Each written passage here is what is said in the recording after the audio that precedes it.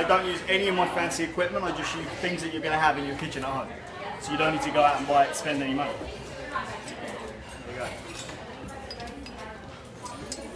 Oh, it's a cool t-shirt. I should get that for my wife.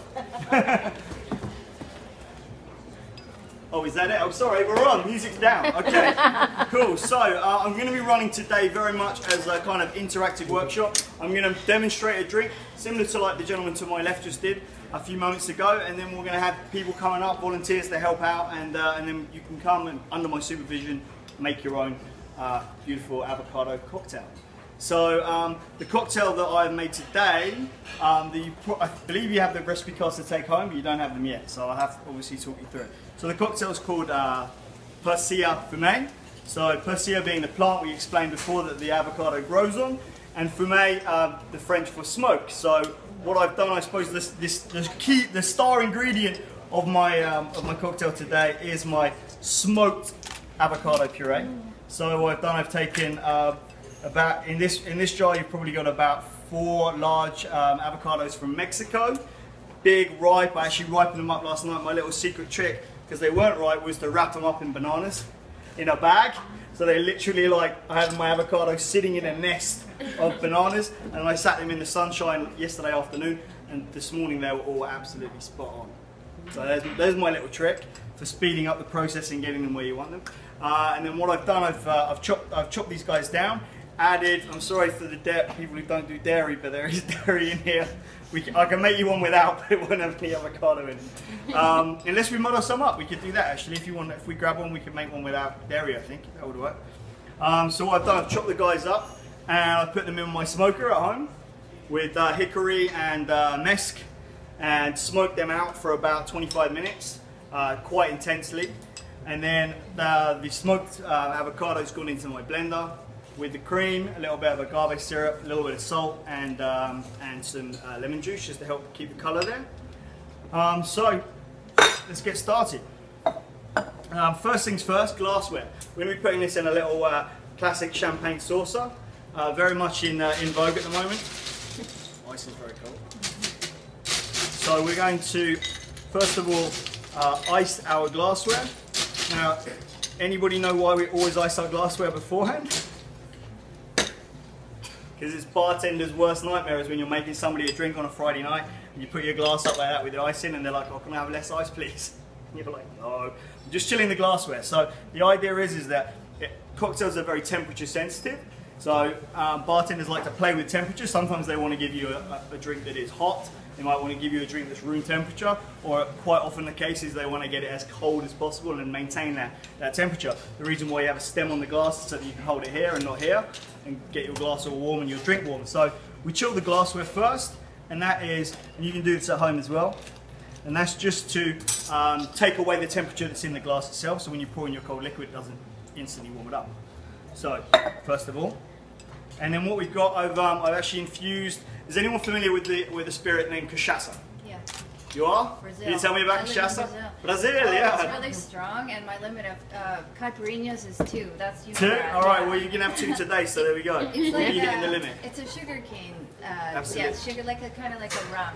Absolutely. So it's technically a rum agricole, but it's the way that it's produced is quite different. So with rum, you're crushing your sugar cane, and you're taking the juice to make sugar. And then you take the remnants, the leftover molasses and fibers from the sugar that still contain, you know, carbohydrates and starches in there, which are used for making alcohol. But with cachaça, it's really like a very, very crystal clear, pure form of rum. So they're actually using the juice from the sugar cane directly, and not the leftover stuff that is used to make rum. So it has a very, I've obviously infused this. We'll get to that in a minute. But it's crystal clear. Normally, sometimes aged, but often not. And it has a lot of, they only distill it once, so that actually captures a lot of the kind of tropical, fruity notes. You get a lot, I personally get a lot of pineapple, banana, guava, passion fruit, all of those kind of things, just naturally from the distillate itself. And then you also get kind of grassy notes as well, that kind of like wet grass, early morning. So what I've done here, I've taken the raw cachaça and I've actually infused it with bananas, organic bananas. So in order to extract the most, I've passed one around so you guys can have a little smell. There you go. pass that one on. No chugging. In order to extract flavors from difficult things like a banana, could be quite a difficult thing to extract a flavor from, because it's, you know, it's got that similar texture to an avocado. It's got that kind of silkiness to it. You know, kind of what's the word? It's quite difficult to penetrate and to actually extract the flavors out there. So what I've done in order to achieve that is I've frozen the bananas and then thawed them out and then dehydrated them. And the reason I've done that is because I'm trying to really break down the cell walls and the kind of what makes up the particles inside the banana. I'm trying to break them. So I break them with frost, permeate all of those little cells, and then I dehydrate them by extracting all the water, just the water from there. I'm really getting to the actual flavor compounds that are there. And then once that's dry, that's sat in my in the cachaça for I mean, you could do it for 2 or 3 days, but the longer the better, really. I've done infusions like for years. Literally, I did one that I kept for 2 years, and it was absolutely sensational. And you can also keep that in a warm place as well, as long as it's sealed properly. You can put it on top of your coffee machine if you've got one. You can put it in your, I don't know what you call that in Canada, but like an airing cupboard, you know, where your boiler is. Yeah? This is the thing we have in the UK, where you put your towels. To drop? No? Okay. In England we have a room where you dry your towels anyway, an airing cupboard. So anywhere warm, you can put it in sunlight as well, and just leave it, and that way, and then this kind of exchange program happens. So let's get on with it. So we're going to take 2 ounces of our puree. All right. Somewhere there, and into our shaker. It's actually quite thick, so we'll scoop it out here. That's a somewhat healthy drink too, right?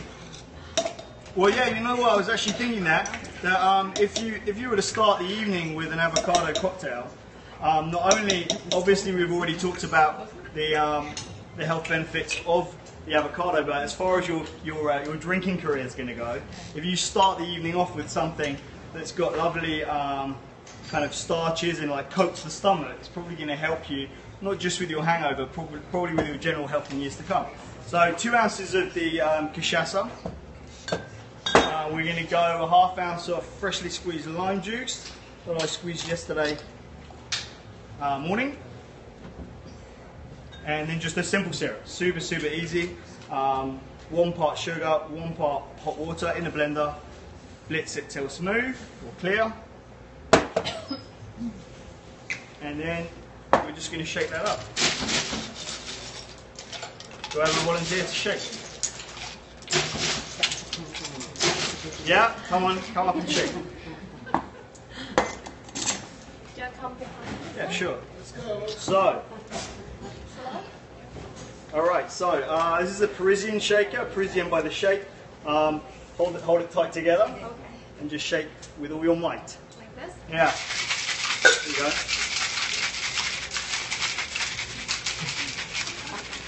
Yeah. A little harder. Let's get it going. Tell me when to stop.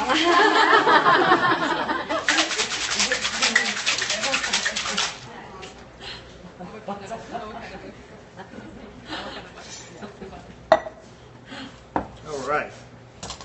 And then into our beautifully chilled glass, we're going to pour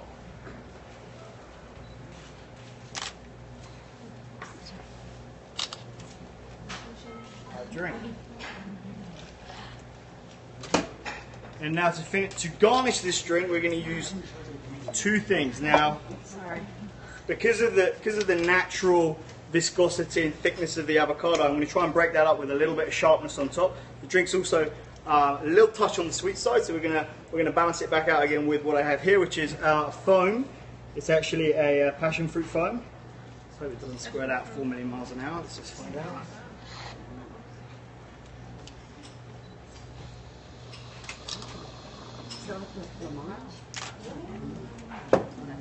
And then what I have for garnish, I actually discovered whilst kind of conjuring up this drink, I discovered that banana and avocado actually taste really good together. Again, because of the the similar texture. They really blend together. It's kind of confusing on the palate as to what. What's the red? A little, That's just part of the. So there we go. We've got a heart-shaped avocado. It's just part of it.